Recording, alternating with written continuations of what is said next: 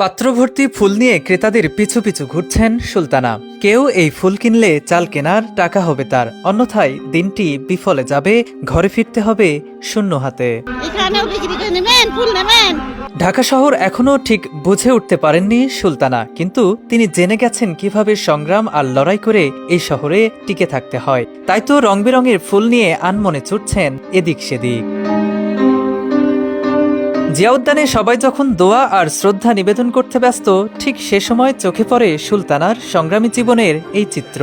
বেচাকেনা ভালো হলেও সর্বোচ্চ 2 থেকে 300 টাকা আয় হয় তার। তাই যে দেশের মন্ত্রী মারা গেছে তো না, ট্যাম আছে, মানুষজন এখন সুখে আছে, হয় বিক্রি হয়। আল্লাহর রহমত যদি বিক্রি হয় তাহলে অনেক লাভ হয়, আর যদি না হয় তাহলে তো নাই। পরিবারের হাল ধরতে আগারগাঁ থেকে জিয়া উদ্যানের আশেপাশেই ফুল বিক্রি করেন সুলতানা। তবে তিনি একাই নন, যৌথ পরিবারে স্বামী সন্তান সবাই, কেউ পানি আবার কেউ বা ফুল বিক্রি পেশার সঙ্গে জড়িত। এই যে জিয়া উদ্যানে তো বিক্রি করি, নতুন রাস্তা তো বিক্রি করি।